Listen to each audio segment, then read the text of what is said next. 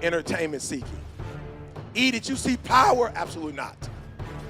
Did you see the Game of Thrones? Absolutely not. I'm trying to blow up.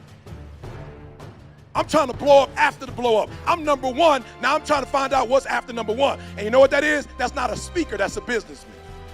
So I'm trying to own as many companies as I can, get as much equity as I possibly can. I don't got time for the Game of Thrones. I'm playing my own games. Trying to sit on the throne, you know what I'm saying? Trying to get a throne. I'm just saying, for real, some of you broke and you still entertained. Like, I'm not even tripping on those of you who got money and you comfortable and you want to chill and watch it. I'm talking about those of you who are complaining about your job. You ain't got no money and you sitting here complaining about, but then you watching all the TV programs.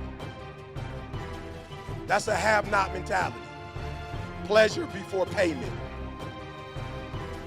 For real, you like to get, you do things that you can't afford. For real, you do stuff you can't afford. And then you don't understand that this society is built rich off of people who like pleasure before payment. They making money off of you because you buy a car you can't afford and they charge you 5-6 times more for it.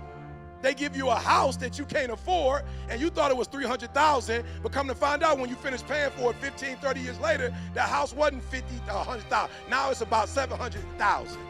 You didn't pay the extra $500,000 for a house. That's not worth it. But they caught you because you was broke. A lot of you could be millionaires, but because you're not disciplined, and many of you are not where you're supposed to be, not because you're not gifted. You have absolutely no discipline. There's two Americas. There's the have and the have-nots. The have-nots work. They exchange time for money.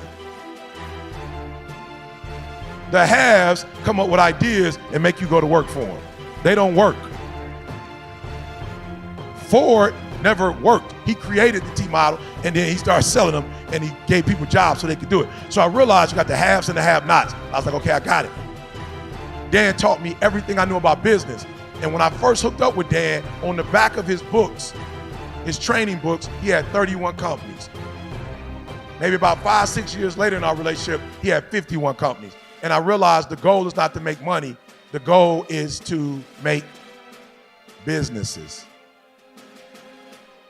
LeBron can't necessarily make his son a Cavalier, but Dan Gilbert can give his son the company.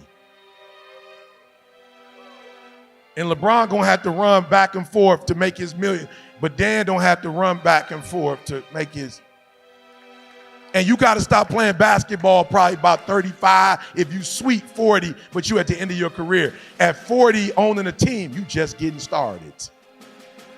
So I was like, oh, there's a different game. I'm playing the speaking game when I should be playing the business game.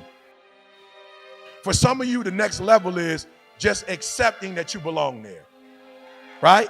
Like forgetting your past, forgetting where you come from, not worrying about what you think you don't have yet. Just relax and you belong there.